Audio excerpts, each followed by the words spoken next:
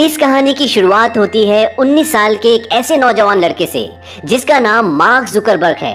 वो अपनी girlfriend areca के साथ बार में बैठा है और उन दोनों की बातों में और विचारों में बहुत मतभेद है। और यहाँ पर ये पता चलता है कि मार्क का जो नेचर है वो काफी शक्की किस्म का है। कभी कभी लोगों को ये समझ में नहीं आता कि वो किस बारे में बात कर रहा है। वो अपनी गर्लफ्रेंड को बोलता है कि हमें इस बार में एंट्री इसलिए मिली है क्योंकि तुम इस बार के बाउंसर के साथ सो चुकी हो।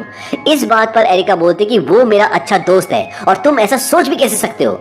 इसी तरह की नोक-झोंक उनके बीच में चलती रहती है और फाइनली एरिका ये बोलती है कि मैं तुमसे ब्रेकअप कर रही हूँ। और वो वहां से जाने से पहले ये कहती है कि तुम शायद आगे बहुत बड़े आदमी बन जाओ, लेकिन तुम जिंदगी भर इसी भ्रम में रहोगे कि लड़कियां तुम्हें पसंद नहीं करती, जो कि सच नहीं है, लेकिन तुम एक घटिया इंसान हो, ये सच है। और ये कहकर वो वहां से चली जाती है। इस बात से मार्क बहुत परेशान होता है, उसे बहुत गुस्सा भी आता है और वो भी वहां से उठकर अपने हार्वर्ड यूनिवर्सिटी के हॉस्टल में आ जाता है। और वहां पर आने के बाद वो अपने ब्लॉग पर अपनी गर्लफ्रेंड के बारे में बहुत उल्टा सीधा लिखता है और उसे इंटरनेट पे पोस्ट कर देता है। थोड़ी देर बाद उसका बेस्ट फ्रेंड एडवार्डो वहां पर आता है और वो उससे पूछता है कि तुम्हारा ब्रेकअप हो गया। मार्क बोलता है कि तुम्हें कैसे पता।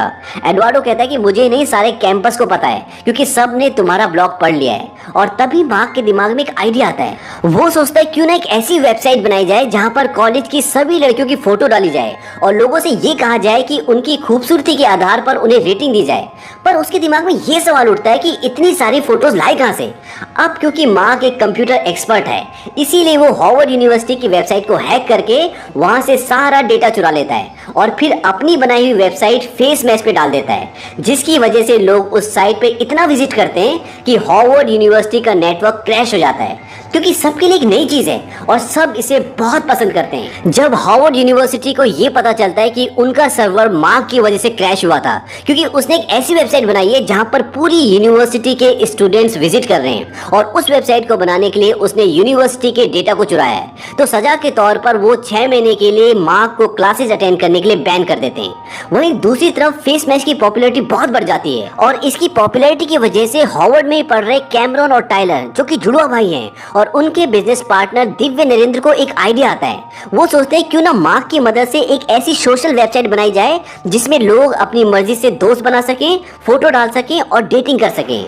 इसके बाद वो मार्क को अपने यहाँ बुलाते हैं और जब मार्क वहाँ पहुँचता है तो वो उसे अपने सोशल वेबसाइट, जिसका नाम वो हार्वर्ड कनेक्शन सोचते हैं, उसका आइडिया बताते हैं। मार्क को उनका आइडिया बहुत अच्छा लगता है और मार्क उनके साथ काम करने के लिए तैयार हो जाता है। वो मार्क से पूछते कि क्या तुमने इससे पहले भी कोई आविष्कार किया है। इस पर मार्क कहता है कि हाँ, मैंने MP3 प्लेयर के लिए एक एप्लीकेशन बनाया था। जुड़वा भाई बोलते कि क्या उस एप्लीकेशन को कोई खरीदना चाहता था। मार्क कहता है कि हाँ, माइक्रोसॉफ्ट, पर मैंने बेचा नहीं, फ्री में अपलोड कर दिया। और ये कहकर वो वहां से चला जाता है। मार्क अपने दोस्त एडवार्डो से क्लब में मिलता है और उसे अपने वेबसाइट द फेसबुक के आइडिया के बारे में बताता है। ये वही आइडिया होता है जो जुड़वा भाइयों ने उसे दिया होता है।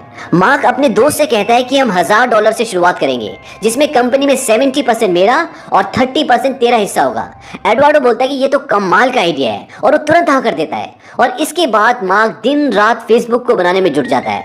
वहीं दूसरी तरफ ये दिखाते हैं कि एडवार्डो एक बैंक अकाउंट खोलता है जिसमें वो कंपनी के नाम से $1000 अपनी तरफ से डालता है और जिसकी वजह से फेसबुक की वेबसाइट का काम शुरू होता है। और एक हफ्ते बाद जुड़वा भाई ईमेल के जरिए मार्क से संपर्क करने की कोशिश करते हैं, लेकिन मार्क उनके मेल का कोई जवाब नहीं देता। इसके बाद भी वो मार्क से लगातार संपर्क करने की कोशिश करते हैं, लेकिन मार्क उनके किसी भी मेल का कोई जवाब नहीं देता।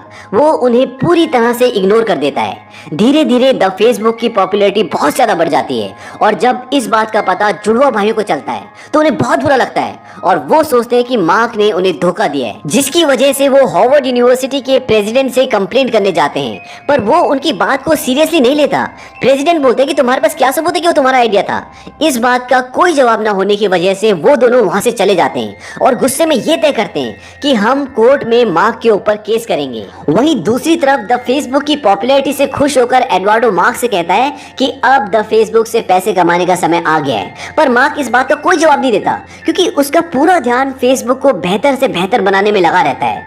अब इसी दौरान एडवार्डो की गर्लफ्रेंड मार्क और एडवार्डो को एक आदमी से मिलाती है जिसका नाम सेन पार्कर होता है। ये वो इंसान होता है जिसने नैपस्टर नाम की एक ऐसी एप्लीकेशन बनाई थी जिससे किसी भी गाने को फ्री में डाउनलोड किया जा सकता था, जो कि इलीगल था। इसी कारण कई म्यूजिक कंपनीज ने उस पर केस किया था और उस पे कई फ्रॉड के केसेस भी चल रहे थे। वो अय्याश था, लड़कीबाज था और ड्रग एडिक्ट भी था। अब जब उनकी मीटिंग हो रही होती है जिसमें पार्कर अपने बारे में खूब सारी शेखी बखारता है, मार्क और उसके दोस्त से पूछता है कि तुम अपनी एप्लीकेशन के लिए आगे क्या कर रहे हो। इस पर एडवार्डो कहता है कि मैं कुछ एड्स और इन्वेस्टर से बात कर रहा हूँ। पार्कर कहता है कि तुम हजारों की बात कर रहे हो और मैं तुम्हारी वेबसाइट का फ्यूचर करोड़ों अरबों में देख रहा हूँ। वो कहता है कि तुम लोग अपना ऑफिस कैलिफोर्निया क्यों नहीं शिफ्ट कर देते। मार्क उसकी बातों से काफी इंप्रेस हो जाता है, लेकिन वहीं दूसरी तरफ एडवार्डो को सेन पार्कर बिल्कुल भी पसंद नहीं आता। पार्कर उनसे विदा लेकर जाता है, तभी वो मुड़कर वापस आता है और उनसे कहता है कि द फेसबुक में से द हटा दो, ज्यादा कूल लगेगा। मार्क को उसकी ये बात सही लगती है और अब द फेसबुक बन जाता है। कुछ दिन बाद मार्क एडियाडो के बिना ही कैलिफोर्निया शिफ्ट होने का फैसला कर लेता है और जब ये बात एडियाडो को पता चलती है तो वो बहुत नाराज होता है और मार्क से कहता है कि मुझे लगता है कि तुम पार्कर से कुछ ज्यादा ही प्रभावित हो चुके हो।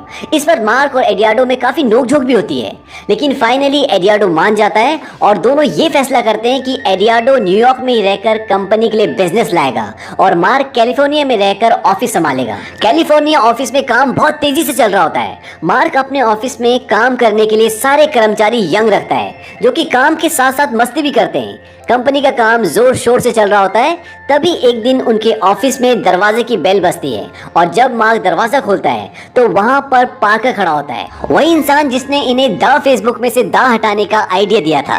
मार्क को देखते ही पार्कर स्माइल करता है और कहता है कि आखिरकार तुम कैलिफोर्निया आ ही गए। मार्क हामी भरते हुए उसे अंदर आके ड्रिंक लेने को कहता है। इसके बाद पार्कर अंदर आ जाता है और उसे वहाँ का माहौल बहुत पसंद आता है, क्योंकि वहाँ काम के साथ साथ मस्ती भी चल रही होती है और कहीं ना कहीं वो खुद भी इसी तरह का इंसान होता है। अब मार्क पार्कर से बोलता है कि क्यों ना तुम हमारे साथ यहीं शिफ्ट हो जाओ और पार्कर मार्क की इस बात को मान लेता है।